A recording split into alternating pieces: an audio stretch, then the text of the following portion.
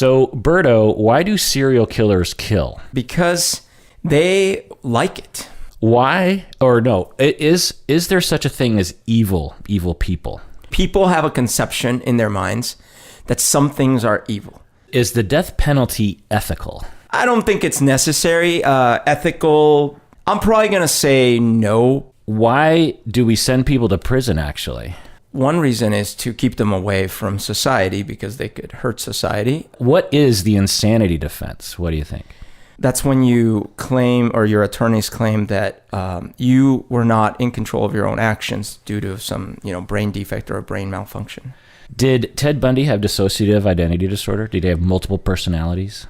Based on the information that was presented in the documentary, I would buy it, but I had never thought about that. How come when you and I get angry, we don't kill the way other people do? We don't have the same psychology. So in this episode, we're going to go in much more detail on these questions. What do you say, Berto? Let's do it. My name is Dr. Kirk Honda. I'm a therapist and a professor. Who are you, Berto? My name is Humberto Castañeda, and I teach people how to whip it good. Trigger alert, by the way, obviously. So the documentary we watched on HBO 2020, directed by Alex Gibney, who also did Enron, The Smartest Guys in the Room. Which is one of my favorite documentaries. Going Clear, the Scientology doc, the Elizabeth Holmes documentary that we watched a couple years ago, and Crime of the Century, the opiate crisis documentary we watched a few months ago. Yep. So the documentary on HBO is about Dr. Dorothy Lewis, a psychiatrist who studies the psychological reasons behind violent crimes. She asserts that murderers often have the following factors in their history: child abuse, brain dysfunction, and what they call psychotic thinking or paranoid thinking. And so child abuse, brain dysfunction, and or psychotic thinking, if not all, equal, as they say, a dangerous, violent serial killer or, hurtful person, someone who murders, someone who is violent. And basically the whole thesis of the documentary is, people are not born evil. It has to develop somehow. Berto, what do you think about that? So I think the word evil is just a word that we have. So as far as are people... Well, what do people mean by evil when they say that person is evil? Ted Bundy is evil. Right. I think there is a Platonic conception that there is such a thing as, absolute good, absolute evil. It's a bit of a religious thing as well. God is good, devil is bad. And so I think they believe that some people actually are demonic. They are outside of the physical. They are in some way on the evil spectrum. Yeah, I suppose it's kind of two levels. One is the literal demon or devil being possessed or swayed by the devil, of hell or something. And certainly there's a lot of people who believe in that or some shade of that. As we talk about it, the other version I think that's more prevalent in Western society today, which is that some people are born evil, they're quote unquote sociopaths. There's this idea of that person, my ex-husband, he's sociopathic, he's a sociopath, or obviously Logan Paul is a sociopath. I think we have this pretty strong notion of maybe they wouldn't say, well, I don't think Logan Paul is evil, but the way they talk about it, it's like, yeah, there's something different. They're almost like a different species of animal. Right. And I think it is a placeholder word for different. I've always thought of it as everything is a bell curve, right? And so there are these individuals that fit further right or left, however you want to think about it, of the norm of the majority of humans in their behavior and what they end up doing. And so it's sort of convenient to label that as, okay, that is outside of this norm. Let's give that a word and let's call that either evil or maybe sociopathic or whatever, Right. Yeah. There's us over here who are normal humans who have quote unquote humanity. Right. And then there's this different species of human that is capable of murder and serial killing and embezzling billions of dollars because you're what's his face, Ponzi, Right. What was his name? Was his name Ponzi? Yeah. Arthur Ponzi or something. Yeah. But what was the Arthur modern guy? Yeah. Anyway, point is that there's this notion. Bernie Madoff. That's Bernie. There's this notion that it's the other because it is a comforting idea that there's these rare individuals who are capable of doing quote unquote evil, and then there's everyone else. I'm not capable of doing evil. The person next to me isn't a sociopath. They're not capable of doing evil, and therefore I feel safer. There are the wolves in the wilderness that are trying to get us, the boogeyman, the evil presence, the Saurons of, you got the Saurons, and you got all the nice people and the hobbits, and there's the good and the bad. And I think one is infused in our culture and our storytelling and our religions, but it's also just extremely comforting to believe that these are different species, right? Right. Now, I do believe in practice it ends up working out sort of to the same net effect. These individuals that do these things, whether you label them evil or whatever you want to label them, they are operating outside the norm, and they are harming others.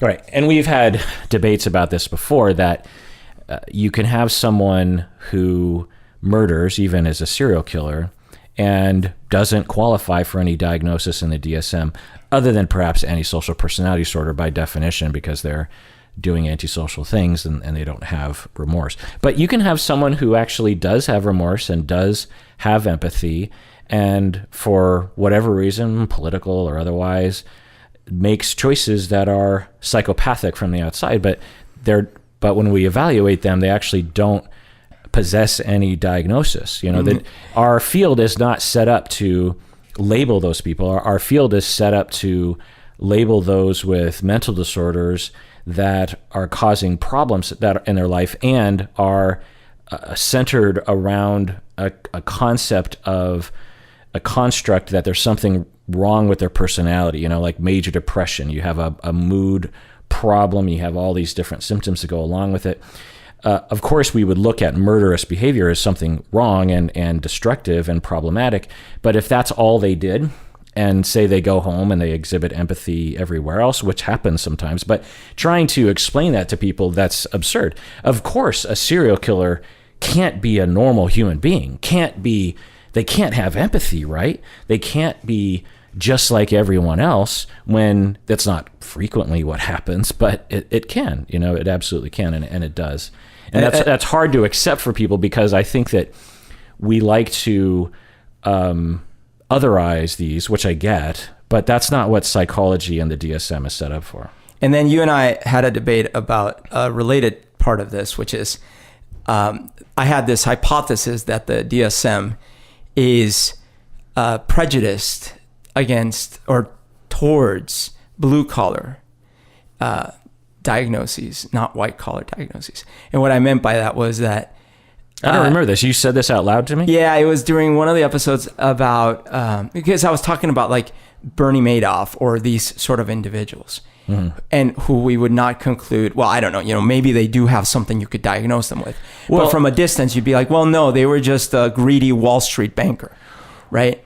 Well, one, if your case is that the field of psychology and psychiatry and the DSM has a classist streak, then yeah, of course. Yeah. It is a human endeavor, and we are classists as humans. Because I was trying to label, I forget who it was, but I was trying to be like, look, there's got to be some label we can apply to this. We don't have to. That was what I was saying, like, as a society, we should. And as a society, absolutely. Yeah. You could say evil, or you could say, well, I want something more practical. Criminal. You could say harmful. But by practical, do you mean like narcissistic? Because that's not a quote unquote practical term. That's a psychiatric term. But I guess I'm both your biggest ally in this conversation and also your biggest detractor, because I fully believe it all comes down to the brain, 100%. Yeah. But therefore, if you're defrauding millions and sleeping well at night, I think you're outside the norm. Well, if the experience of the individual is noticing the pain of others and really aware of it and sleeps well at night, then yeah, that we would look towards a construct of psychopathy. Of course, it's just a label we use to describe something. Like there's good art and bad art. What's the scientific delineation between good art and bad art? There is kind of, but not really. In the same way that with psychopathy, it's a checklist that it has a lot of opinion baked into it and a lot of observational quirks baked into it. But anyway, we'll get more into that later. Yeah. But so Dr. Dorothy Lewis is the subject of this documentary, and she is saying, she's fighting, like Mindhunter, the TV show that we would review sometimes, this notion that was highly prevalent in the 70s and 80s that these serial killers, which were on the rise at the time, seemingly, and we did a whole episode about whether or not it's lesser now than it was before, or if it just is not talked about as much, which seems to be the truth, honestly. But there was this focus on like, why are these people doing it? And trying to catch them, and law enforcement and society were just very comfortable in their perspective that there's something different about these people. They're monsters, they're evil, they are psychopathic, or they're other, and they're born that way, and there's no sympathy. I don't care what they went through. I don't care if they were abused. I don't care if they have feelings. They did terrible things, and they deserve to die. They deserve to be executed, or at least life in prison. And there's no point in trying to get to know their backstory. Mindhunter, which is based on a real FBI agent, right, who was ridiculed for saying, no, we have to look at why these people are doing these things so that we can actually catch them. Right. If we study the convicted serial killers, then we might be able to catch the at-large serial killers, or even prevent ones. Dr. Dorothy Lewis, a psychiatrist at the same cohort, is arguing the same kinds of things. Right. She's ridiculed, which Berto I'm trying to figure out, because the way that Mindhunter and the way this documentary depicts the 70s, 80s, 90s, it's like these very strange individuals saying like, we probably should do some psychological profiling. Yeah. And by its nature, you're looking for reasons slash excuses ish in their murdering, and often you would find horrific childhood abuse or brain damage or seizures or something. Both, or all of the above. Yeah. Mental illness, schizophrenia, mild schizophrenia. And in the past, they would say, so what? Are you saying that you're just excusing their behavior? And the FBI agent and Mindhunter and Dorothy Lewis would say, no, I think they should be locked up forever, but I'm just trying to figure this out. Are we still there in 2021, or have their notions that they pioneered been so baked into our culture and maybe even criminal law and the legal system and the investigation system that their ideas are the dominant, or which one is it?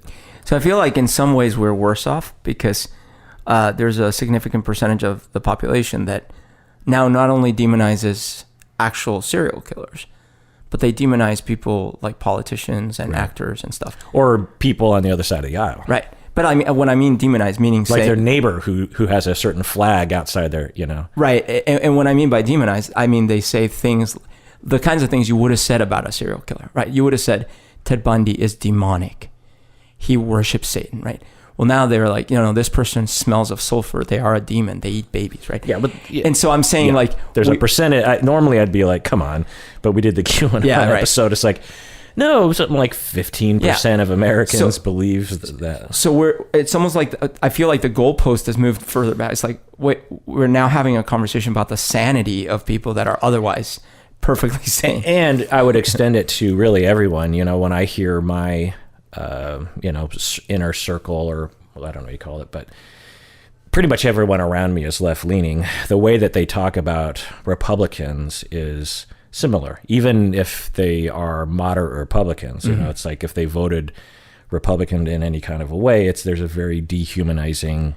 They must be evil. They must be out to control, you know, the kinds of statements. And I don't know what they mean. But anyway, regarding murderers only, Berto, do you think that I mean, who knows, because you and I wouldn't know, but do you think the average investigator or judge or... Yeah, I definitely have no idea about the state of the inner working. Yeah. What I see from the outside, because I watch a lot of those videos of the police interrogations of the murderers and things like that. I think people still think of, you know, like the guy who kills his wife and the kids, you know, whatever, as those people are evil. That's just an evil person. Right. And that's all you have to say. And that's all you have to say. He's a monster. Yeah. He must have been born that way. Right. Who cares about the reason? Like, it's just, you know. He's like Damien. Right. He was always born that way. Exactly. And so from my perspective, I don't know if that's, let me put it a different way. Like, look, I've been doing this podcast with you forever, right? I watched this documentary. I'd never heard of her. And I never heard, or maybe I forgot about that Ted Bundy theory. Like, I'm like, oh, that's interesting. Yeah. In fact, you know, even just the aspects of like Ted Bundy didn't have a normal childhood. I know you and I talked about it a bit, but I think a lot of the common wisdom is still, Ted Bundy came out of nowhere. He was like totally normal. Yeah. And we'll get into more detail on Ted Bundy and the factors that are thought to develop violent behavior, including murder, including being a serial killer. So Dr. Dorothy Lewis became famous as someone who would go into court and would provide testimony regarding, hey, this guy murdered someone. He's admitting, or the evidence is in that direction. But let's look at his childhood. Let's look at his mental illness. Let's look at his dissociative identity disorder. Let's look at his brain injury that he went through. Let's look at his seizures. And people reacted against her thinking, oh, you're being soft on crime. This is just some, you know, political thing against the death penalty. What do you think about all that? As far as soft on crime, I do think that's a misinterpretation for sure, because I haven't really heard, I've told you before, Sam Harris regularly argues about how his position is, we have no free will, therefore we should have empathy, but it doesn't mean we just don't put people in jail. It doesn't mean we don't punish crimes, right?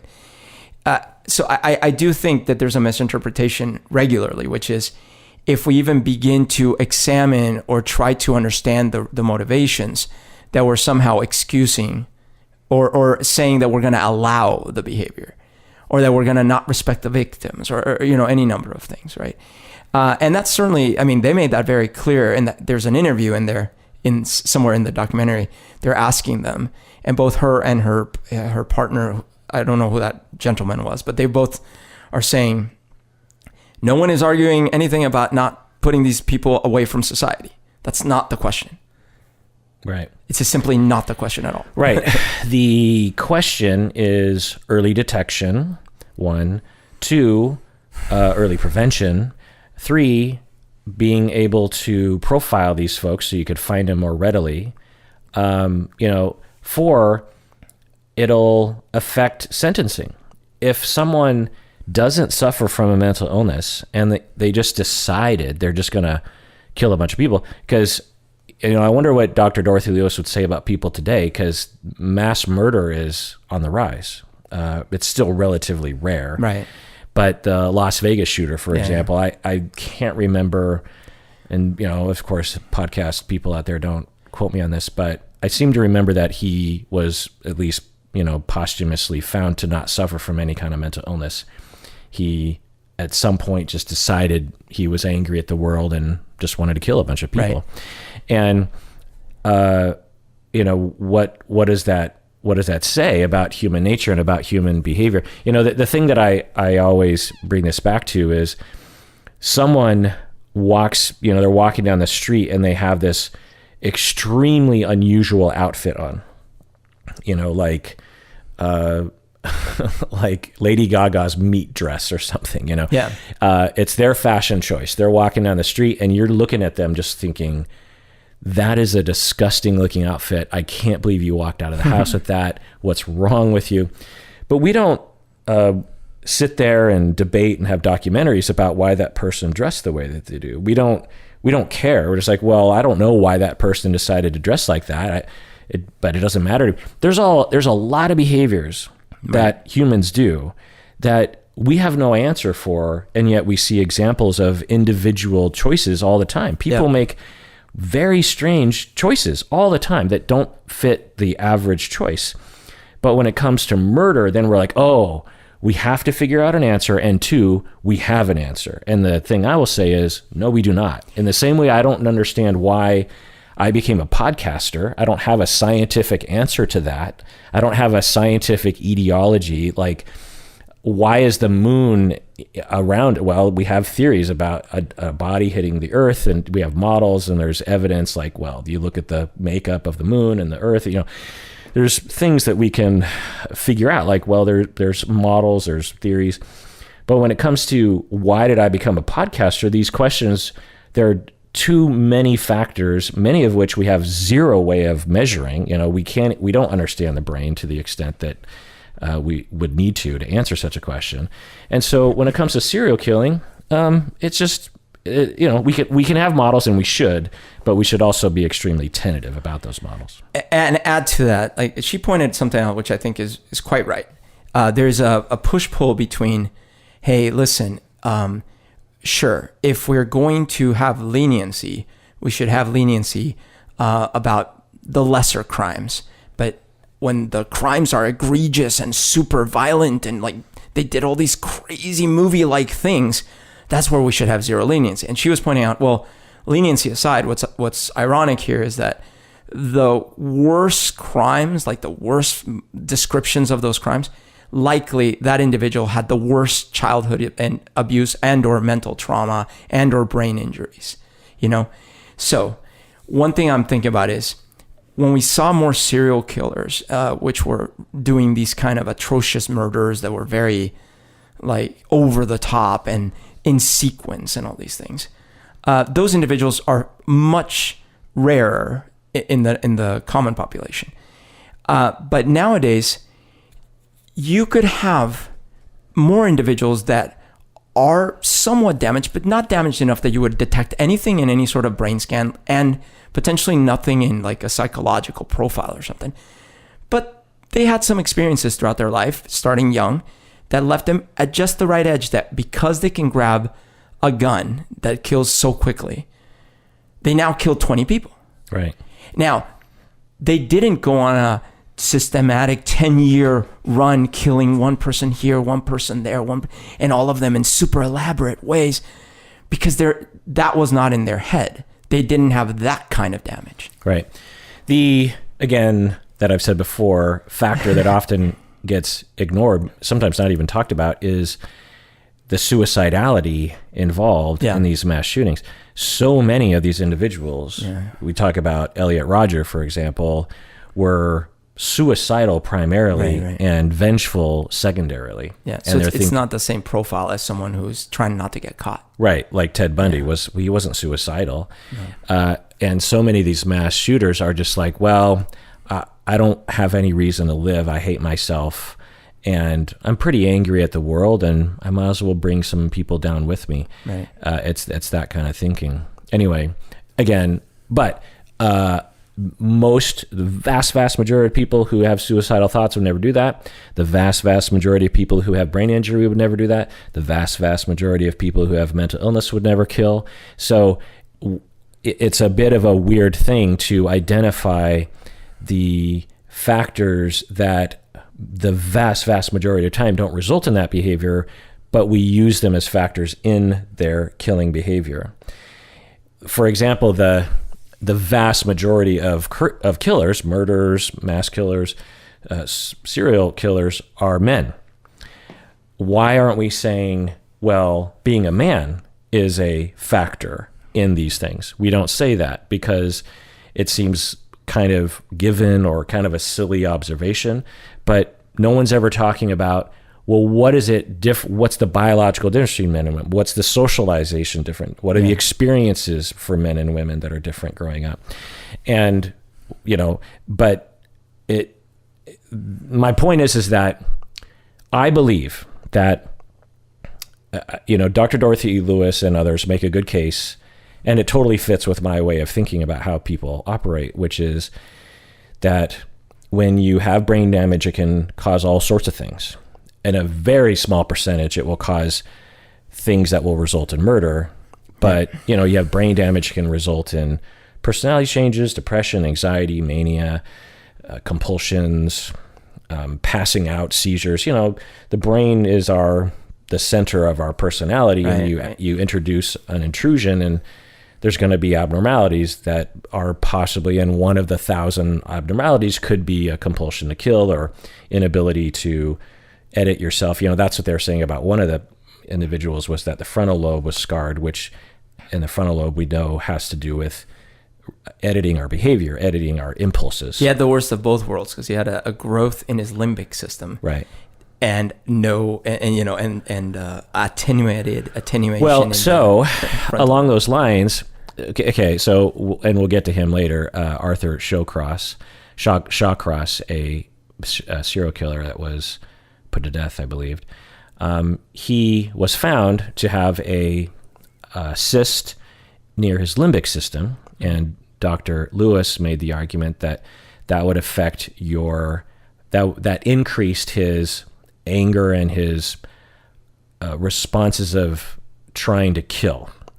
And because your limbic system is more of your, what they call the primitive brain, but there's problems with that.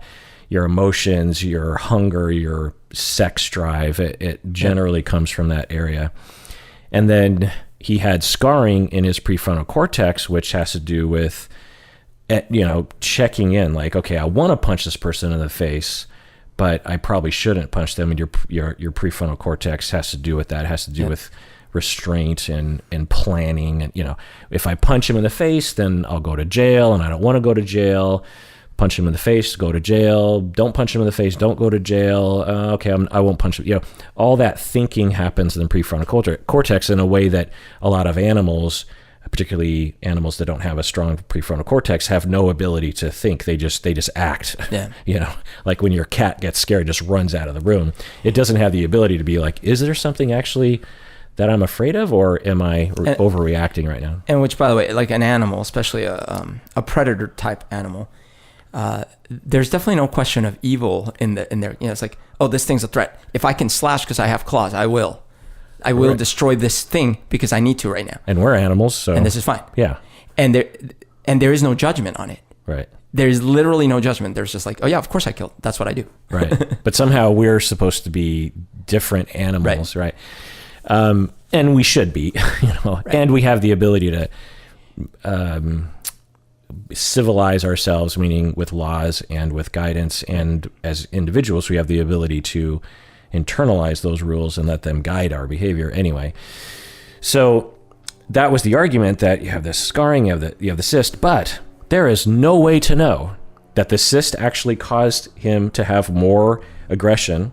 There's no way to know that the scarring in his prefrontal cortex affected him. There are people who lack an entire section of their brain, sometimes half of their brain, and they have all the abilities that we would wish for someone to have to function in society. So again, the arguments that Dr. Dorothy Lewis are making are, in this documentary, I'm behind, and I think are strong hypotheses, but we do not have the ability to answer them at this point. Right, but do keep in mind, like when you're trying someone for murder, remember that it is a gray area, and it is a matter of choice by the jurors, right? Yeah. And so if they have reasons to doubt, that's okay. And so presenting that kind of evidence is relevant in that context. Sure. Because that can shed some doubt.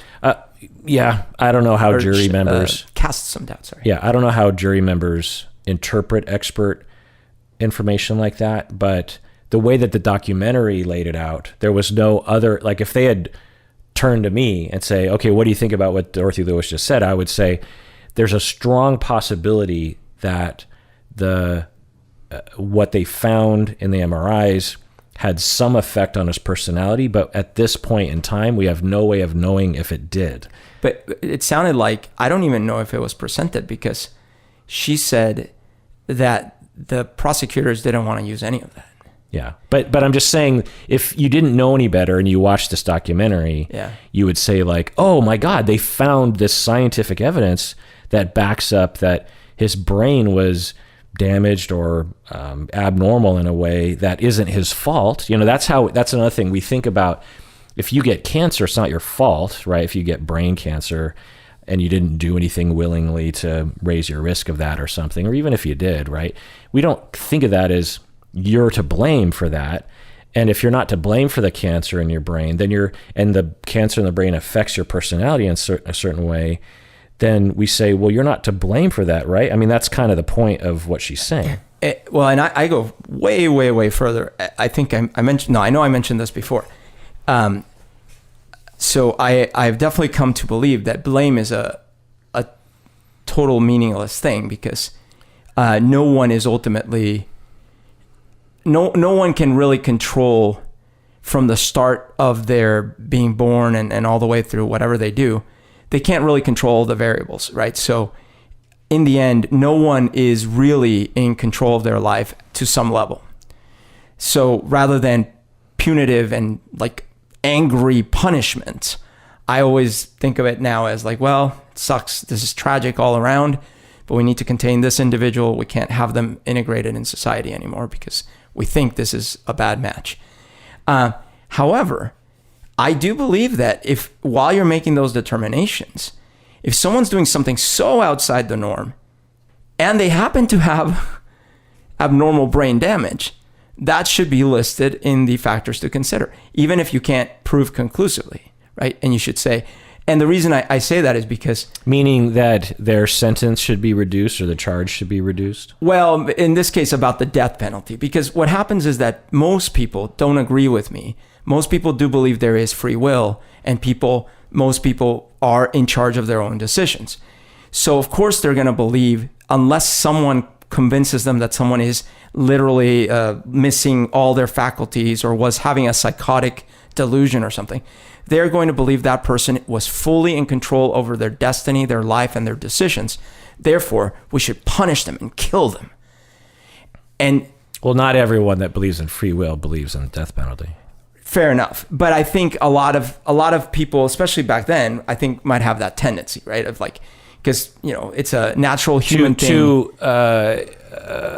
propose the death penalty, I would imagine that you would have to have a foundational belief that the individual made a choice to commit. Exactly. Right. And I think throughout history, humans are vengeful, like all our history is full of like, and then this house came back and took over this house. And God is yeah, vengeful. Exactly. So we're vengeful. And vengeance implies that we believe the other person, the other entity made conscious choices, and we judge those, and now we're going to go and make things right. Okay. Because that's the world we live in, I think it is relevant to add those bits of information, because in this case, that scientist doesn't want that individual to be put to death. And the only way they might have a chance to convince that jury to not put them to death is by introducing that doubt. And so I think that that's appropriate, even if there's no proof. Yeah.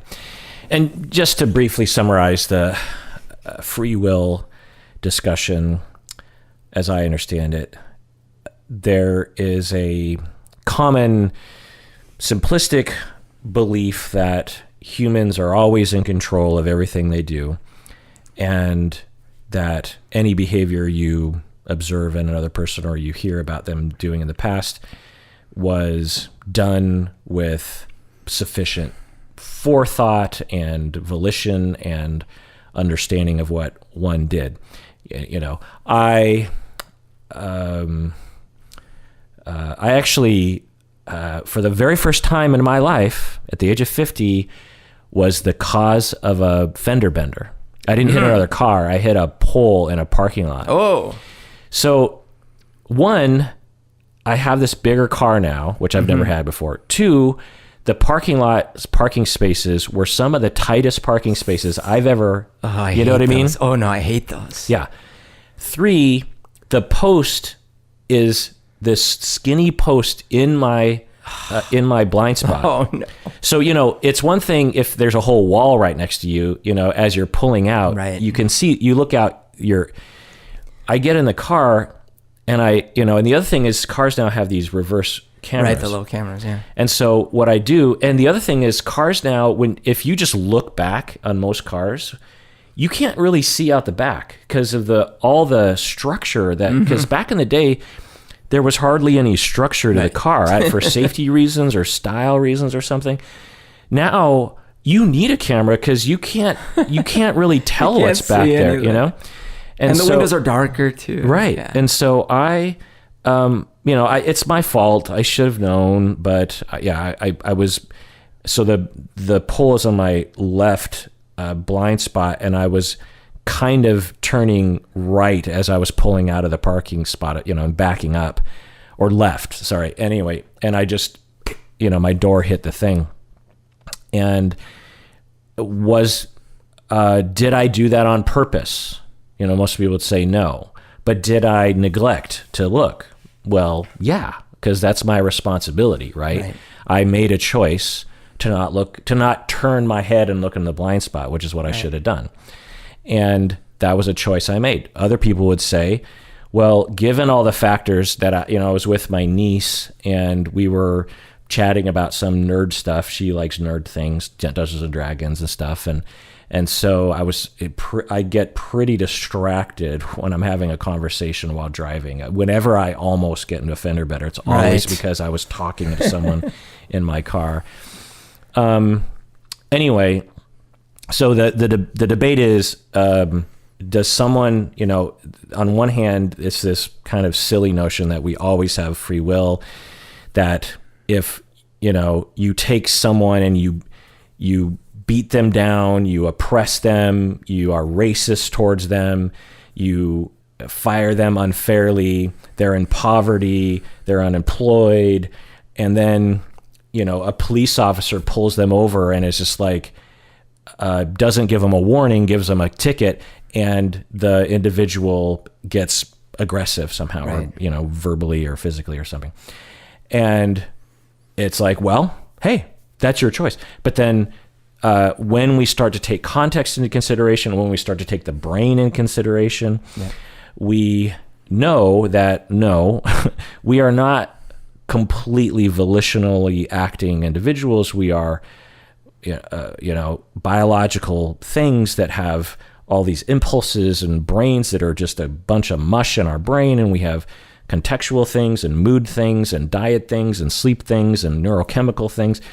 And so therefore, we have no free will. In fact, they always come up with this study that they point to that says they studied humans and said that they found that before every action, there was a precursor in the brain that, predated, was before the person even noticed that they wanted to make a choice. Yeah, but that one's basically a game of words, because we are now all of a sudden separating parts of our brain into this part is you and this part isn't you. Right. And I don't think that's useful. Okay. But they always point to that, and which is silly for that and other reasons. Plus, if you look at the design of the study, it's not really answering the question about everyday choices. They're just looking at certain signals in the brain that they controlled for in the lab. Anyway. Right.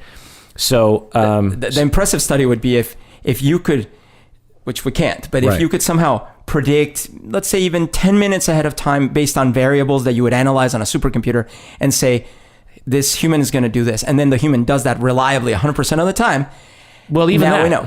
Even that would be hard, to nail down, because if you have certain subconscious signaling of hunger that are conscious, that can be seen in the brain, and then 10 minutes later it becomes more conscious. I don't even mean from brain signals. I just mean you are simulating the universe, at least in that room or whatever, to such a degree that you can actually predict what someone's brain will output. Yeah. Then you've proven that the brain is deterministic? Well, I don't know.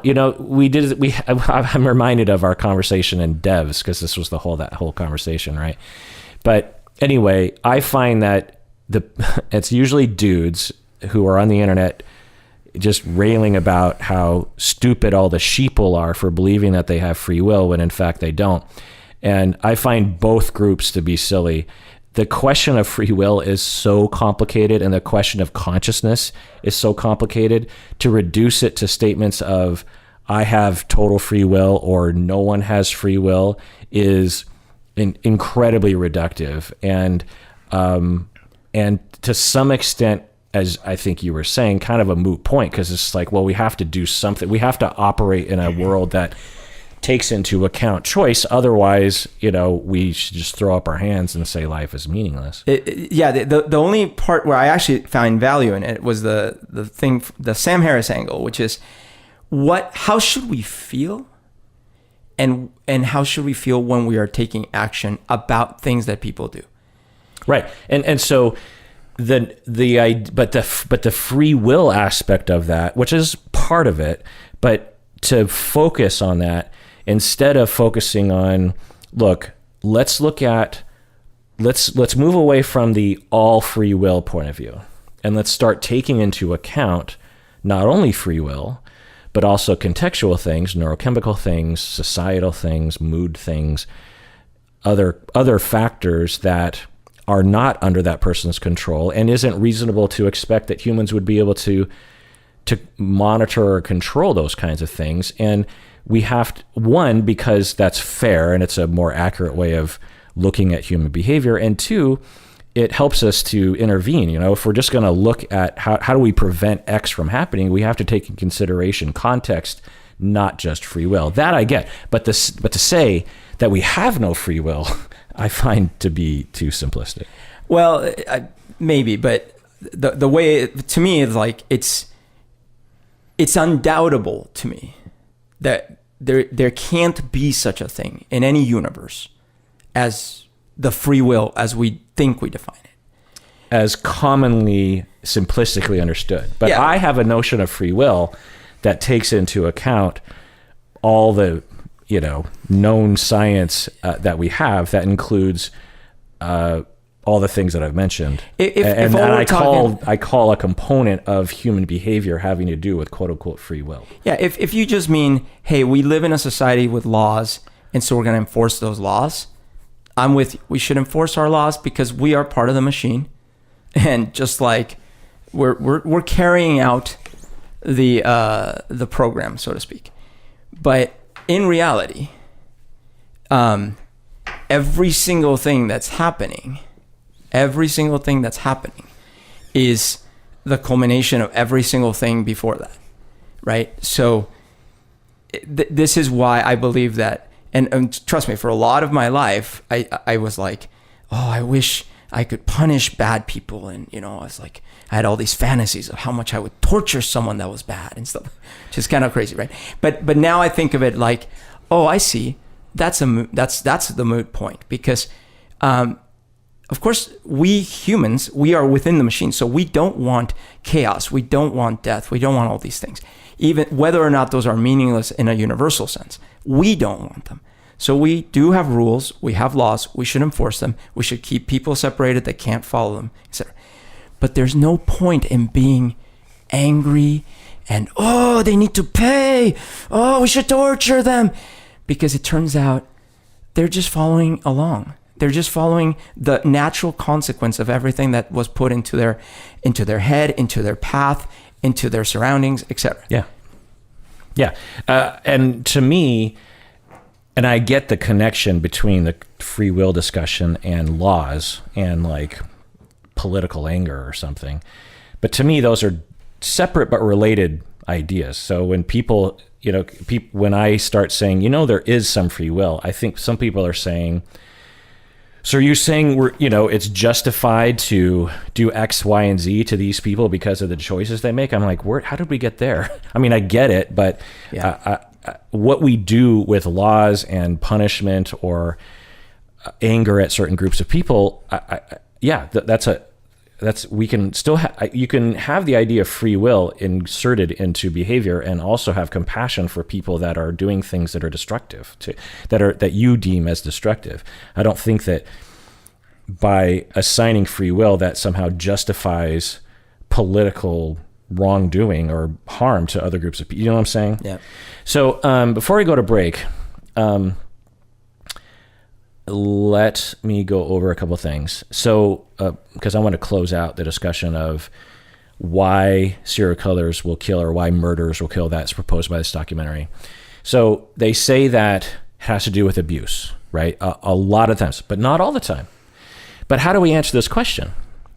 When you because it's all retrospective. Right. We don't have video cameras, and particularly we'd have to be inside the child's mind because abuse is perceived. One child will be treated in a harsh way and will receive it like less damaging to them, or the other child would receive it as very damaging to them. Mm-hmm. You know what I mean? So, which one is it? How do we measure? We go to the serial killers and we have to, and usually it's us trying to ask them what their childhood was like. Yeah. How do we know they're telling the truth? And even if they are, how do we know relative abuse to other people? Because really everyone is mistreated kind of growing up. Now there's certain things where you're like, whoa, that's way beyond. Yeah. I mean, having sex with your mother raping you as a child is obviously off the charts in some way. But how do we know they're telling the truth, right? And what about all the other people who are abused in the identical way and they would never kill? So it's hard to know. But at the same time, all the data and all the experiences I've had tell me that you abuse a child, there's a much higher likelihood of a lot of things, including a small percentage, psychopathy, and a small percentage of the psychopaths is murder. But it's a very squishy area, and the documentary doesn't really talk about that. The other thing here is that with brain damage, that's the other hypothesis, which again, I agree with. A lot of data seems to point in that direction, but lots of people with quote unquote brain damage identical to the people presented in this documentary. In fact, 99.999% of them never kill anyone. So what's up with that? But how do we know? Well, it's a strong hypothesis. There's some circumstantial evidence.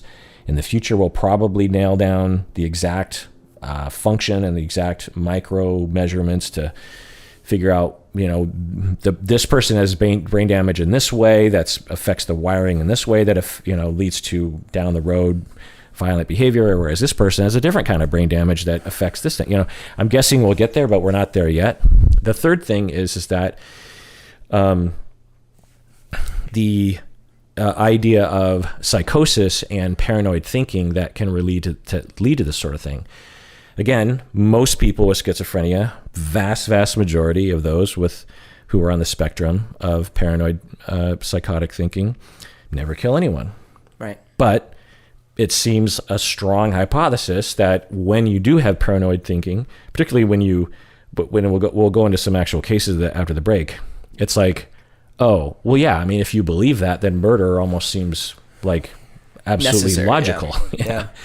But I just want to point out that, again, that we just don't have the ability to answer these questions, but the criminal justice system kind of depends on us answering these questions, and moral justice systems, protocols depend on us having some answers to these questions, but we just don't.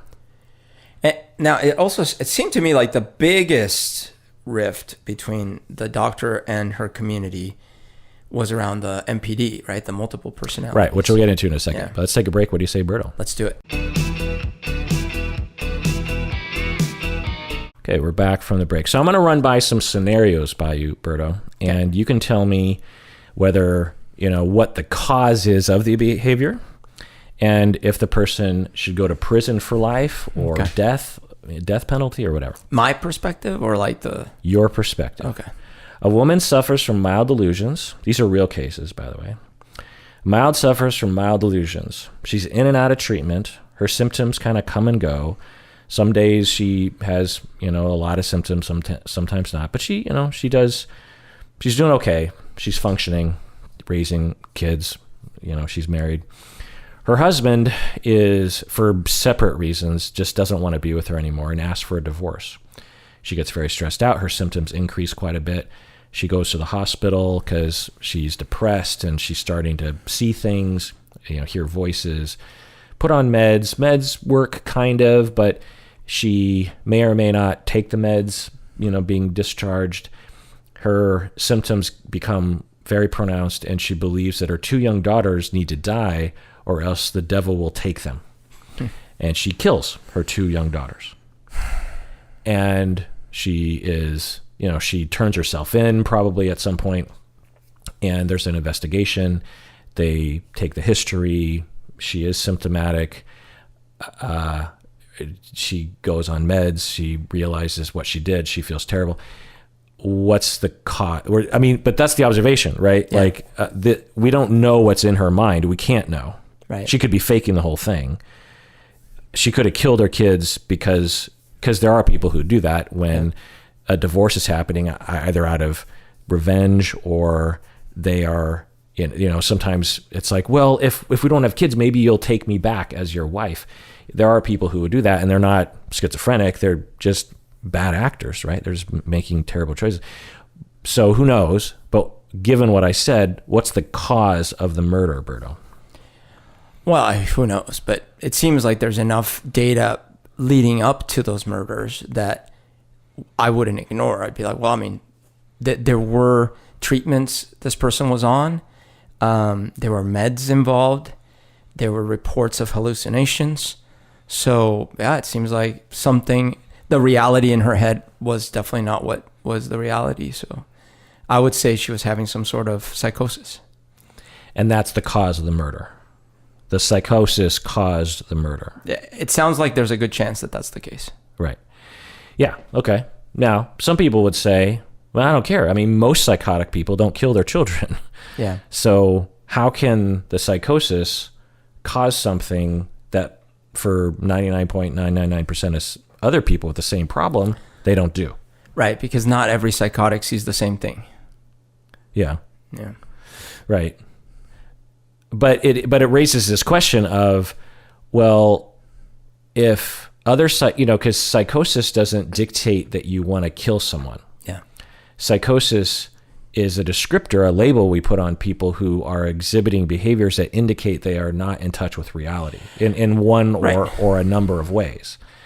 To believe that your children are devil children and have been possessed by the devil and need to die because of that is a break from reality. You don't understand how reality is right now. So alcohol, if you consume a lot of alcohol, your behavior will change, it will. While you're intoxicated? While you're intoxicated. Yeah. However, how it will change varies dramatically by individual, by context, by, any number of factors, right? Even type of alcohol. So similarly, if a person is day in and day out reading conspiracy theories about demon possessions and stuff like this, and maybe they're hyper religious and they really believe this stuff and everything, right. And QAnon, right, and they actually develop psychoses. Who is to say that the topics that come up in that psychosis aren't influenced by the things that they fill their brains with day in, day out? Someone else might be playing video games all the time, and when the psychosis comes on, they see a red dragon protruding from their wall trying to blow fire at them or something, So I think that there's likely a whole bunch of factors as to why, in this case, the mental issues led to the murders of the daughters. But it certainly was it's likely was exacerbated by the psychosis. Whatever was in her head was exacerbated. Well, the divorce exacerbated it. Yeah. So did she kill because of divorce? Well, what I'm saying is we could say the combination of factors with the fuel being the psychosis led to these murders. And that's not provable, but it is. So most of the fuel, it is a likely. most of the fuel was the psychosis? I think most of the fuel to actually committing the act might be the psychosis. You are the judge now, Berto. Yeah. You got to make a choice. This, the Channel 5 News is watching, the victim's family are watching, society is watching. Oh, yeah. For me, it's easy. I'm like, well, yeah, whether it's the psychosis or not, this deviates outside of the norm. We have to certainly remove this individual from society. How long? I think since we don't have the science, clearly we don't have the science to demonstrate exactly that this was the cause. So therefore, we don't have the science to demonstrate to me that she won't do these kinds of things again. So I don't think this individual can be reinstated with society ever. Ever.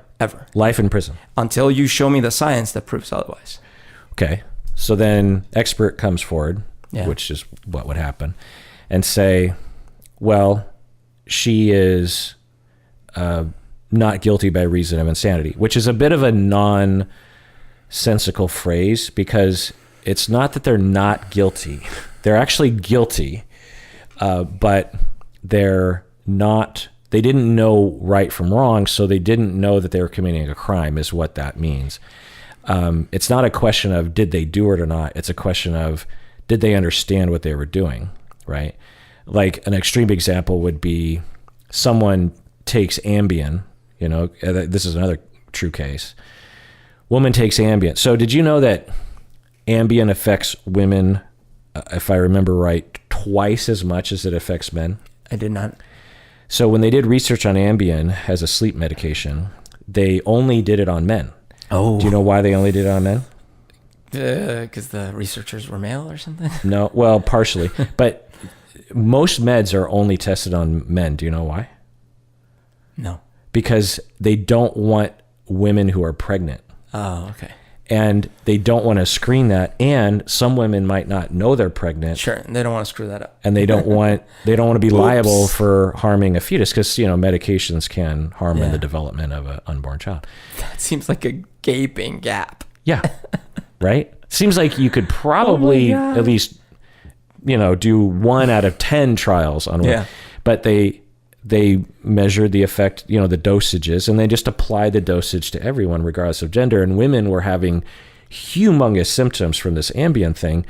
One of the symptoms is to be in a delirious state and do weird, almost like you're sleepwalking. It's not actual sleepwalking, but people will, in fact, on the label, it says, make sure you take this drug and actually go to bed. Because if you take it and actually go to bed, you'll fall asleep and you're not likely to get up and do anything. But people would take, because it takes a while for it to kick in. Yeah. And so people would take it and they'd watch Netflix and then their brain would change to a different state, highly intoxicated on Ambien, and they would get in their car and go to 7-Eleven. Oh my God. And so let's say that a woman takes Ambien. It's not known to her that she's taking twice as much as she's supposed to. She gets in her car and, she's highly intoxicated. She doesn't have her contacts in, for example, and runs into another car and kills a family. Is she to blame? What's the cause? Right. What do you say? Well, you're the judge. Yeah. I mean, in that case, it sounds like there is some medical evidence to show that Ambien is probably influencing her behavior. Yeah. But what if the family of the victims are saying, she's just making an excuse. She was negligent as a car driver, crossed the median because she was on her phone probably and killed my family. She's blaming Ambien. How do you know it was Ambien? And the other experts are saying, well, research shows that women in general respond. We now know that women shouldn't be taking that dose. And there are accounts of people getting in their car and driving around. So you're the judge. What do you say? Yeah, you have to look at her past behaviors. Does she have priors? Has she had other driving okay, so let's say she does. Let's say she has 2 other accidents in the past 10 years that didn't involve Ambien. Didn't involve Ambien, but show that, she has a slightly above average, incidence of negligent driving. Yeah, I would probably up the punishment as a result. So you'd punish her? Well, certainly. You have to do something. You have to punish her? Yeah, of course. No, I mean, because that's not a given that everyone would have. Well, I mean, maybe I'm using the wrong word. I mean it in the legal sense. Like there needs to be a legal repercussion for her, and I would up the ante of that legal repercussion because she has demonstrated like a tendency, a trend of these kinds of things. And in this case, part of her irresponsibility was not following the Ambien instructions. But it is mitigated a little bit by the fact that Ambien wasn't well tested on women, and it has these negative effects. So what would you do to her? It's up to you. I mean, it's a scale. I have no idea what the range is, but it's probably this was homicide, right? Yeah. Yeah. There's probably multiple. Right. There's probably some jail time that happens. How long? I have no idea. Like 2 years or something. Like, 2 years. Sure. 2 years jail. Yeah. That's it. Yeah, maybe 10. I don't know. Well, but that's it. Just jail time. Well, like, yeah, I guess that's the system we have. You know, we have a system where if you do things like this, you have to go to jail for a while. Yeah. Yeah. Yeah. I mean, it doesn't. So let me put it this way. Based on everything I've heard so far, I don't think this is a person that needs to go to a psychiatric ward. Well, so let's go to our question of why do we send people to prison? Because if you're going to send her to 2 to 10 years in prison, we have to say, well, why, Judge, are you sending, what's your hope that's going to happen here? So there are 5 reasons why we send people to prison. What are the 5? Well, I don't know societally. Like the reason I would send her away for an amount of time is to keep her away from causing more problems for the next few years. Okay. So that involves 2. One is protect the public. Yeah. Because if they're dangerous and you put them in prison, they're a lot less likely to hurt. And 2 is to reduce recidivism, which is related to this. Oh, yeah, that one. We have a terrible system. So in this country, I'm aware that unfortunately by sending her to jail, I'm kind of dooming her to just become a criminal. Yeah. But because she loses her job. Yeah, she I can't becomes change a felon. the entire system overnight. Well, if we were in Norway, I would be more comfortable sending her to prison. Why else do we send people to prison? Well, I wouldn't, but people want to punish people punitively. Right. Retribution. Yeah. What else?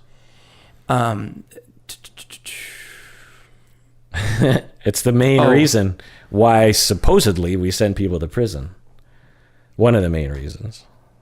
Wasn't it to keep them away from other people? Yeah, but rehab. We're trying to, if you have a criminal that... Oh, I thought that was the preventing recidivism. Well, I guess. Yeah. Maybe those are related, yeah. But you're trying to change them. Yeah, you're sending them away so that they emerge from prison a different person that won't commit the crime. I have no illusions that would happen in this country. Well, it can, and there are Yeah. programs that actually work in that Sure. regard. And then the other reason is a deterrent. We're trying to send a message to the other Ambien ladies. Yeah, that one I wouldn't see. Like, I do believe in some cases, prison can be a deterrent. For example, the mob activity has dropped considerably since the 70s and 80s because of the racketeering laws and really, really aggressive prison sentences. Okay, so it can have an effect. In this case, I don't think moms taking Ambien are going to read every little bit about all the court drama and see like, ooh, I better watch my Ambien consumption. So I'm not sure that this one case is going to deter others. Especially because I'm not even... Yeah. Like, she's got a pattern. Like, in fact, if it had only been the one time and this person just, I don't know, I took an Ambien, I don't know what happened, then I might not be sending them to prison. So I certainly wouldn't see that as a deterrent. So what some people would say, Judge, is that a more humane and rational sentence is that she will never probably take Ambien again. And if she does, she's, by God, going to follow the directions. And now that we know that she was taking twice the dose she should have, she won't take that much anymore. She's going to do... You just kind of know if she has half a brain, she's going to do so much. So you don't have, if we're looking at the 5 reasons and we're trying to protect the public, that was the first reason you identified, then putting her through this process and even just the death of this family, because she's, from all you can tell, she's just a normal person with a normal empathy and normal remorse. She will probably be the safest driver in this town moving forward. We don't have to do anything for her at this point. But that's not the scenario because they had priors. She had priors. And so I'm not sure what she's going to do next. She had above average, amount of what we would consider to be just regular fender. But it's not like she, careened into another family. She was at a stoplight and didn't see someone and hit someone, barely. No one was injured, Okay, so maybe that's different. Like I guess I misunderstood. Like the details really matter, because if I saw a pattern of this person, yeah, sure, currently, immediately, the reason this was exacerbated is because she was on too much Adderall. Why was she on too much Adderall? Because Ambien. she's got a pattern of irresponsibility. Ambien. Ambien, sorry. She's got a pattern of irresponsibility. She's had prior, I assumed, bad crashes and things. But what the lawyer would say... That's not the case. But but even, let's say that the lawyer would say, this has nothing to do with her driving ability. It has 100% to do, her defense attorney would say, has everything to do with the Ambien. If it weren't for the Ambien, she wouldn't have gotten in that car. She wouldn't have gotten that crash.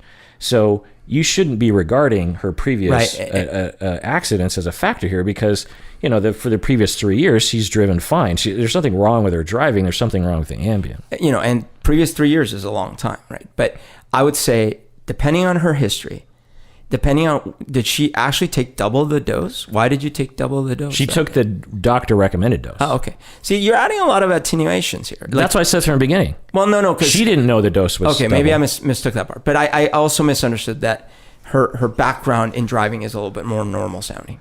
So if that's all the case, like she took the doctor prescribed dose, yeah, she's got some fender benders, nothing bad in the last 3 years, then it's probably more a case of like, the drugs were mostly to blame. And the sentence is, if that's the case, I might say community service, specifically around educating people about the risks of whatever this Ambien, and restitution, blah blah blah. I guess it's not a civil case, but whatever. The point is that might not require either prison sentence or maybe not very long family prison sentence. Screams, she killed my family members. Yep. 3 of them are dead, and you're giving her community service. How dare you? Yeah, I know. Ambien is a terrible drug. Okay. A middle-aged man. And by the way, it would have been different, which is ironic, right? If it's like, well, she was high on heroin. Why would it be different? Because that's the way our society is, right? Heroin is illegal. Yeah. It wasn't prescribed by a doctor. Right. And yet one could claim that, well, they were high. I don't know what heroin does, but pick a drug that PCP or something. She was high on PCP.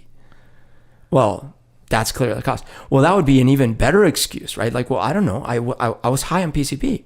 I can't be responsible for my actions. Yeah. But we'd say, well, no, you shouldn't have taken the PCP. That's illegal. Right? Yeah. Yeah. And the courts have ruled that way, generally speaking, that if you were out of your mind, so to speak, because of substances that you were taking illicitly, and that's even alcohol, you can't use that as a defense. It was your choice to take those substances. But the Sam Harris's people of the world say it wasn't their choice to take those substances. Well, no, it definitely isn't, right? But it is contextually within our law system. And I don't even know who Sam Harris is. I just only know from using. Also, I would see, if I were that family, I might go after the doctor. Why did you prescribe this thing? Don't you know the risks? Yeah. Civil suit. Yeah. Well, then you'd have to go after Ambien themselves, because they were the ones that were the makers of Ambien were telling the docs to give this dose. Anyway, case number 3: a middle-aged man has brain surgery. Real case. Has seizures. Has a part of his brain removed to end these, life-debilitating seizures that he was having. He's like 45 years old. Has surgery. No more seizures. He's great, but he suddenly, for the very first time in his life, according to him, has an overwhelming urge to sexually abuse children. Oh, I remember this case. Not abuse the children, but to have sex with them, like 3-year-olds, 5-year-olds. He starts downloading child pornography. He is caught abusing children. He's caught with child pornography. And he claims that before the surgery, never had a thought like that. He was totally normal, not a pedophile. After the surgery, not only attracted to kids, but an overwhelming compulsion that occupied his brain 24/7 to, everything that he was, every fiber of his being was, you must have sex with children, you must have sex with children. what's the cause, Bruno?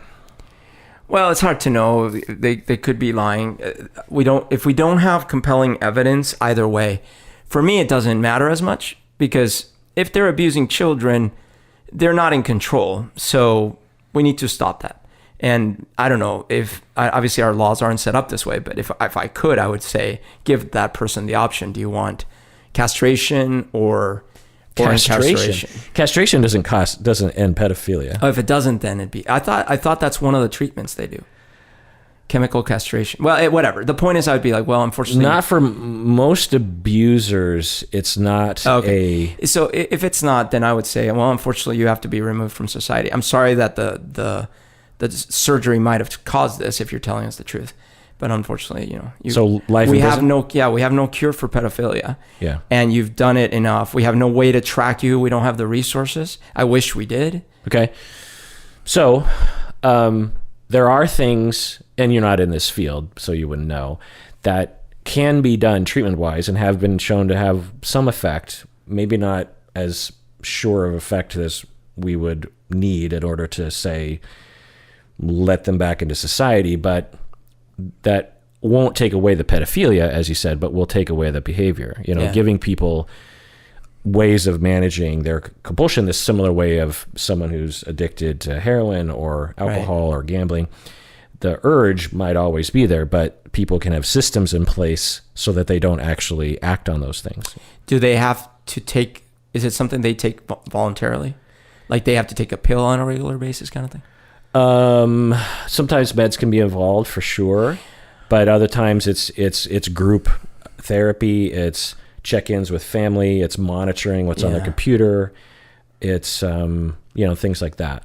Yeah, it might have to be a combination of the thing that sucks about the prison alternative, because removal from society for some while, the thing that sucks is how horrible and broken and how much more trauma will be inflicted on that person by sending them to prison. Yeah.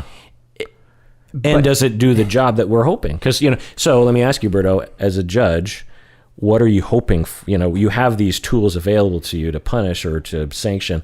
What is your hope, your outcome, given likely scenarios? What are you hoping for? Yeah, my philosophy is, which I realize won't go over well for most people, but it's like, I'm triaging. We have horrible things happening on a daily basis. This unfortunate, theoretically, individual had either they have some horrible reasons because they were abused or something was already wrong in their head, whatever, for doing these things, or it was caused by the horrible side effect of an operation that they had no control over. So it's no fault of their own, likely in any case, but it's a fact that they're abusing children, and we can't have that. So triaging, we have to remove them from society.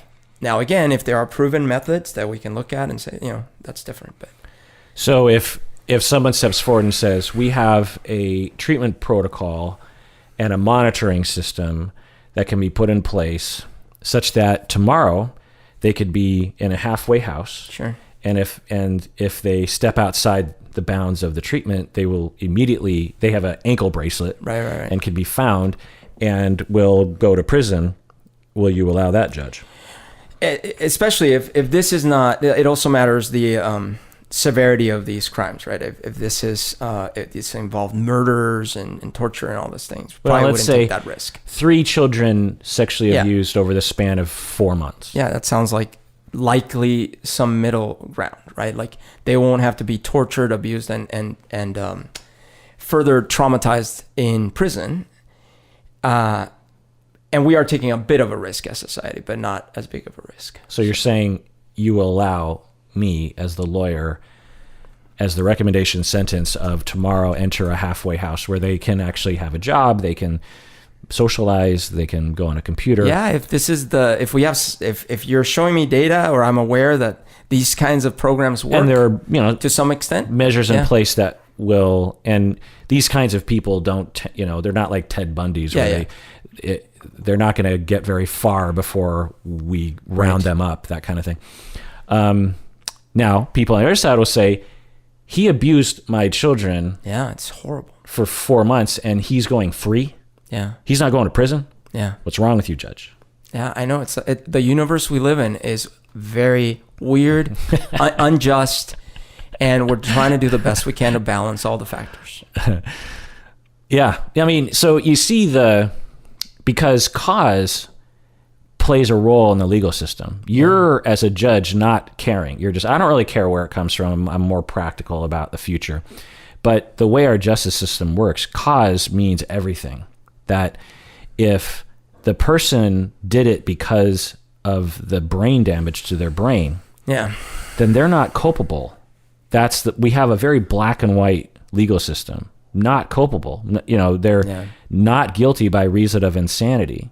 They've been determined by science to be impaired significantly at the time of the crimes, that they did not either, one, have the ability to determine right from wrong, or they had no control over their behavior, or they were under this delusion that compelled them to take these actions. So if they're not culpable, then they're not guilty by reason of insanity. But if they are culpable and they knew that it was wrong, they did it anyway, then throw away the key.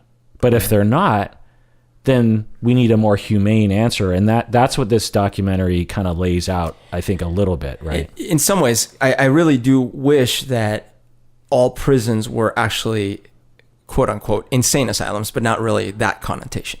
I wish that all treatment prisons centers is maybe were a better treatment centers for psychological issues. Yeah. Because trauma, for example. Yeah, because that is what's really going on in all these cases. It's just a matter of degrees. Yeah. In one degree, the quote-unquote sociopath gangster who's part of a mob beat someone's skull in with a pistol, but they seem perfectly lucid and cogent. And so we're like, there's nothing wrong with this individual. But there is something abnormal about that individual within society. But when we send them to prison, all that's going to happen, statistically, is they're just going to get further down the line of criminality. Yeah. Or at least continue. Ostensibly, that's the stated purpose of prisons, is rehab. But of course, we know that underfunded, inhumane practices. So the only way I would use that, sadly, it would be like, well, no, it sucks. It's a terrible system, but I'm keeping them away from society. But I would like to have a better system, which is, and again, I say Norway. I don't have all the facts, but it seems like they have a system there that is about preventing and like rehabilitating. As a Swedish person myself, I can tell you that we have superior things in all dimensions. Anytime you think of something like as a society, on a ranking scale, Scandinavia wins every single time. Just know that. And Japan is second, just because I'm also Japanese. But just joking. I am Japanese, but I'm joking about the whole thing. Anyway, so.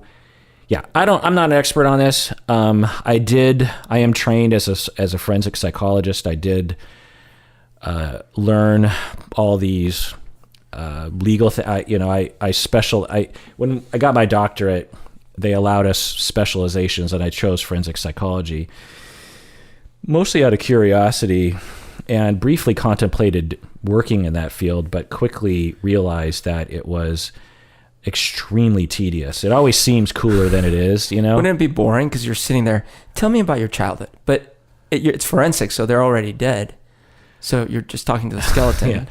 So it is boring, though, because you have to use standardized testing. It's not a lot of interviewing. It's mainly testing. Right. And then you put it into a computer, and it spits out this result, and then you have to write this long report, and then you have to go to court, and you have to explain what you found. And you also have to say firm things, because no lawyer, either side, wants you to say things like what I say, which is what any rational person, expert in my field, will say, which is like, well, this is just my opinion. You understand? Like, you get 10 other psychologists up here, you're going to get, this is a soft science. You're not asking a geologist the age of a rock. You're asking me to provide an opinion about a human mind, of which there's no way to answer that question. But forensic psychologists cannot think that way. Especially nowadays, when there's debate about the age of the rock. Yeah. So I didn't like that. I didn't like how tedious it was. And and also you're working with some pretty dangerous individuals that aren't so fun to talk to. It can actually be kind of rough to talk with them. It sounded so into forensic psychology. You think you're going to be Sherlock Holmes or something. Right. And it's like, no, you're basically like a clerk that just takes numbers and writes a report. I know I know there are forensic psychologists listening right now, and they're like, no, that's not what we do. It's really fascinating. And yeah, I get it. But for me, it was, I had other things that were more interesting to me, and clinical work, treatment has always been way more interesting to me. Anyway, so I'm going to have some more notes to kind of go over, Berto. I'm just going to rattle, and then we'll conclude. What do you say? Yep. So dissociative identity disorder, let me ask you some questions, Berto. Is it real? I have no idea. All I know is this. I am not on the camp that says, oh, this is impossible. I feel in my head that there are more than one personality. It's just not, the movie style where I'm taken over by Bobby. Bobby was...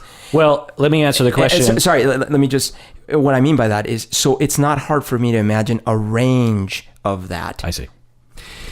Yeah, the answer is yes. Dissociative identity is real, and it's ridiculous that it's still in question. Question, Berto, can it be faked? Probably. Yes. Yeah. It absolutely is. Research shows that, sometimes some research shows like 10% of the cases that are found to be faking. But you can fake any disorder, especially as a criminal, and you're quote unquote trying to get away with something. You know what I mean? I'm Johnny. Berto's gotta go for a bit. Yeah. Wow. Compelling. Can a mental health professional induce it in a patient? That's what they were saying in the thing. I don't know. Like, can you hypnotize someone? I mean, I'm sure people are more suggestible than others. Some, especially if they're somewhat psychotic. Like, I can imagine. Sure. To some extent. I think you could make someone susceptible, trigger them into doing something that they wouldn't have done. Well, so you can induce someone to think that they have dissociative identity disorder and to exhibit it as if they have it, but they don't actually have it. Because to actually have it means that typically alters they're not even aware of what's happening while other things are happening. Yeah, I certainly don't imagine that a doctor could create multiple personality disorder in someone. Exactly, yeah. Why do people, including in this documentary, deny that dissociative identity disorder exists when it absolutely does? And every expert agrees that it exists. But there's this section of people in my profession that say it does not exist. Why do they say that? I don't know nowadays. I remember talking to my dad about this in the 80s growing up. I don't actually remember what he believed, but I remember having those conversations. And it is hard to imagine that memory, personality, voice, all these things, that there would be these separate compartments and that they could get switched on and off so completely as it is depicted, at least. So I could see that skepticism. And then when you add in the fact in the 70s and 80s, like, what evidence you would have, and just like some crappy, grainy video cassette recorder of someone making different voices. It's and so I could see that. Nowadays, given what you're saying about like the prevalence of opinion that it is real, brain scans, they can do all these things. I don't know why people would be still in the field. I don't know why they would be skeptical. Outside of the field, I think people might land in one of two categories. Either, yeah, of course, I've seen it in the movies. It's a real thing, which is just because like we've seen it in the movies, it must be real. But the other camp might be no, because you can't imagine having two personalities. Yeah. So we can't determine dissociative identity disorder from brain scans. Some people will actually claim that is good data. They will do MRI scans on and compare alters, and they will find some differences in some people. But I find that evidence to be like, an alien comes to the United States and they don't have a telescope somehow, and they're just looking and I bet you, and they make guesses about like the personality of Oprah Winfrey, and they can't even see Oprah Winfrey. It's that kind of resolution that we're looking at something. And so it's a bit of a silliness thing. The evidence is when you actually look when you actually treat people with dissociative identity disorder, and we actually read all the vignettes, people almost never arrive in your office saying they have dissociative identity disorder. One. So it's usually the clinician going, oh, do you have breaks in memory? Yeah. Do people say you do things that you don't remember? Yeah. Do you sometimes like find yourself, you bought things and you didn't buy those things? Yeah. Do you go by different names sometimes? Well, no, because certain alters, they won't, in the beginning of dissociative identity disorder awareness, that typically the alter that you're talking to is not so aware of having anything wrong with them, because it's such a weird thing to have.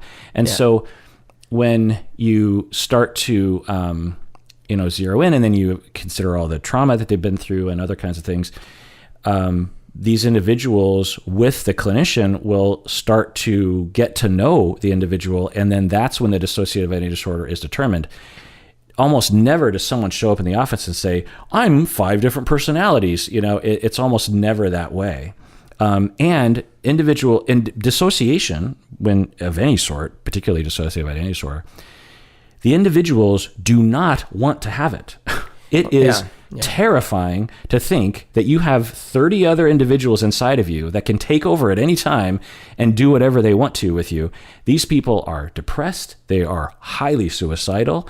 And so when you take all that in, which is far different from any depiction that you'll see in popular media, and you actually treat these individuals, and they're, I guess these people could be on some super elaborate ruse that completely coincides with all the other observations of dissociative identity disorder, which is in the DSM-5 and has been in the DSM for decades. And why would it be in there if it was something that didn't exist? Then you understand that, yes, this is a real thing. That's why we know dissociative identity disorder is real. Plus, we have other dissociation conditions that are related that no one questions. No one's like, oh, depersonalization isn't real. Like, no one says that. So I understand, and you brought up some other reasons. It's a fantastical notion. The idea that people get depressed or anxious, we kind of get, right? But the idea that you would have completely sectioned off parts of your personality is very difficult to imagine being true, but yes, it is. But the other reason why people deny it, and it was, exampled in this documentary, is a political reason. They don't want criminals to get off the hook. Yeah. They don't want, because there are some criminals where an alter will be the one who absorbed a lot of the abuse and therefore has a lot of violent energy. Yeah. And as an adult will take over and impose retribution on society or others that they wanted to take out on their parents while they were being severely abused while they were growing up. There are people with a political agenda of, I don't want that criminal to be, I don't want you to have sympathy for that person, and I don't want the sentence to be reduced. I want them to be killed. Yeah. And if you accept that DID exists, which it does, and that an alter could commit a murder, is it okay to kill the whole person if only one of the 32 alters was the murderer? I don't know the answer to that question. What do you think, Berto? Yeah, so again, I don't think the reason we kill people is, in my opinion, the wrong reason, because it's not to save money, and it's not to sort of improve society. It's punitive, and it's to give a sense of ultimate justice and closure. It might do that to some extent. Like I believe that the affected families and individuals might get a sense of relief from seeing these individuals be ultimately punished. At the same time, I think it's not ultimately that useful, and it costs a lot of money. So yeah, from my perspective, we shouldn't kill in any of these cases. If we were going to kill, it would be something that no one would sign up for, which is far quicker, less expensive mechanisms. But since we have such poor ability to determine actual guilt, these things would be fraught because tons of innocent people would be killed all the time. So the question at hand is, in courts, is do they go to prison or for life because they killed 5 people? And you're saying death penalty is off the table, but so they do go to prison for life, or do we let them go to a mental health treatment facility, and when the psychiatrist determined that the person is no longer dangerous, which might look like that one alter getting some therapy essentially, and maybe the person with dissociative identity disorder recovering from their traumas, having more more communication between the alters. It's a whole DID treatment protocol. And after 3 years, let's say 5 years, 7 years, they are determined by the psychiatrist to be, recovered from their traumas enough, have enough awareness of their dissociative identity disorder that the likelihood of them murdering again is very small.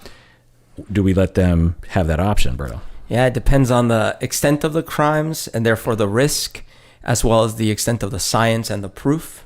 Given what we saw in the individuals in, some pretty horrendous murders. Yeah, I think that ultimately the societal risk might outweigh the benefit of the doubt in a lot of those cases. But, if it's a matter of like this, I think there was one of those that I can't remember, but like, let's say that there was a murder committed and you determine, it was this person suffers from this disease. We can put him in a treatment. It might take a decade, but then I think we can, and then we have the science to back it up. Sure, we'll take that risk maybe as a society.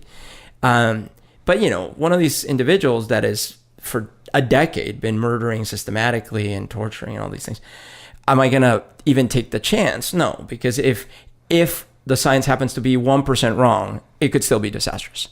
Yeah, interesting. And that's the debate, and there's no right or wrong answer. It's just a matter of an opinion. I will say that there are people listening with DID, and I don't know why I have to mention that, but I also want to say that the vast, vast majority of people with DID do not commit murder and are not criminals.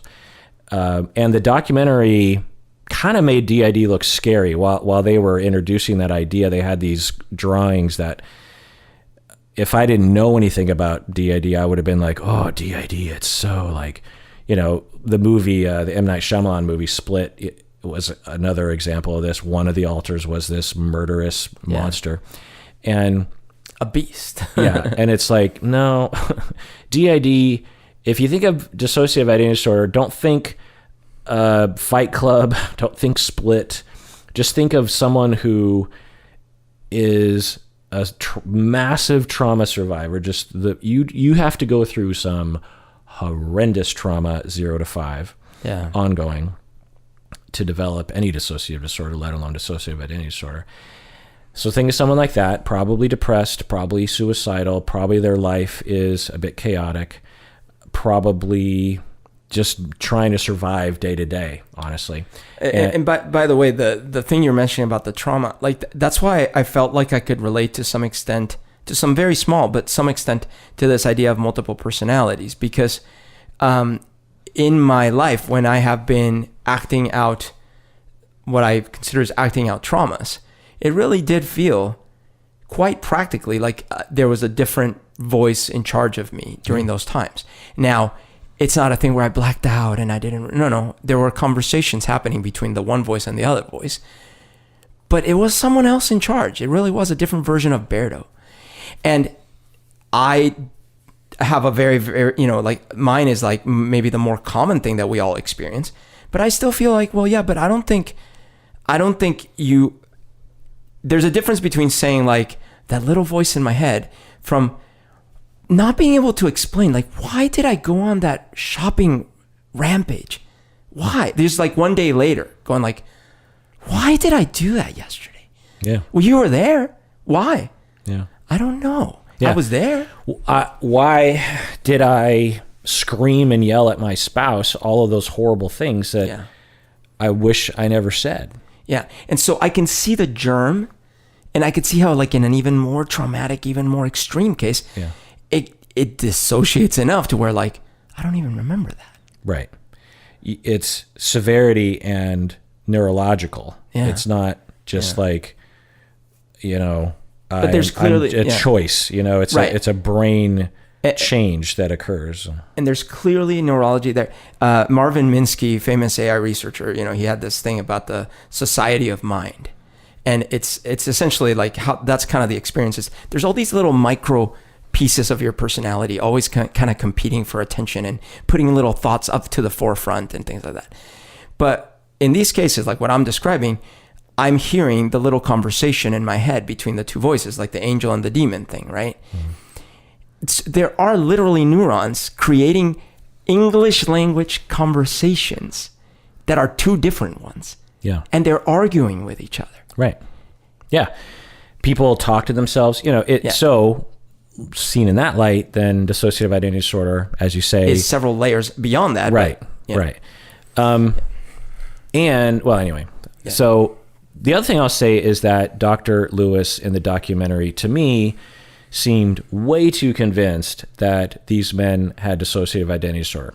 I wasn't there. I wasn't there to assess these individuals, but at no point did she say in the documentary, maybe she says it in private, that she is taking a guess based on data. Yeah. That it's like, well, maybe he had DID, or maybe he was completely faking it because he was trying to get out of trouble. He was trying to just trick. I mean, psychopaths like messing with psychologists, like notoriously, because it's just fun for them, or they're confused, or who knows. But there's a lot of other possibilities as to why someone would look, or you induced it, which kind of looked like, because the way she talked to them, I didn't see the whole interviews, of course, but I don't know, it just kind of had that possibility. She just seemed way too convinced, which is something that I find in a lot of people in my field. They and maybe I'm like this too, I don't know, but I hope I'm not, that there's certain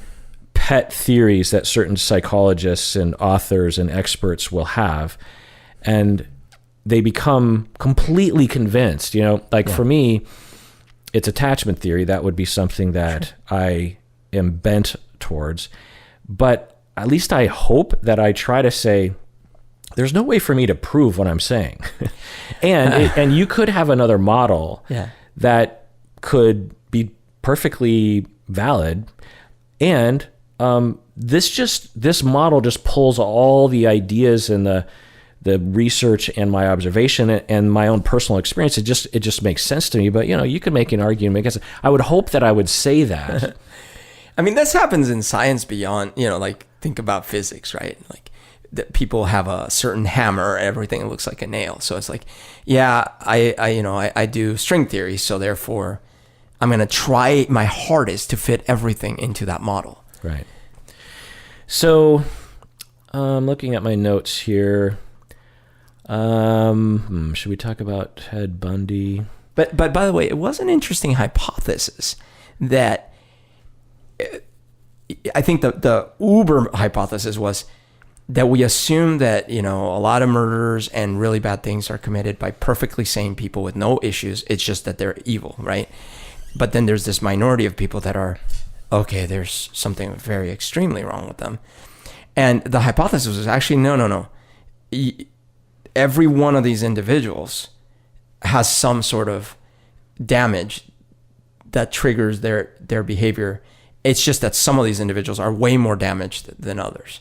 So like when she interviewed the executioner, that was fascinating. Now, granted, it's only an N of one sample size, but that executioner was like, I'm fine. And then, so on the surface, you're like, this person's perfectly well adjusted. They just happen to work as an executioner. And then, you start discovering, well, there's probably a lot of trauma to this person.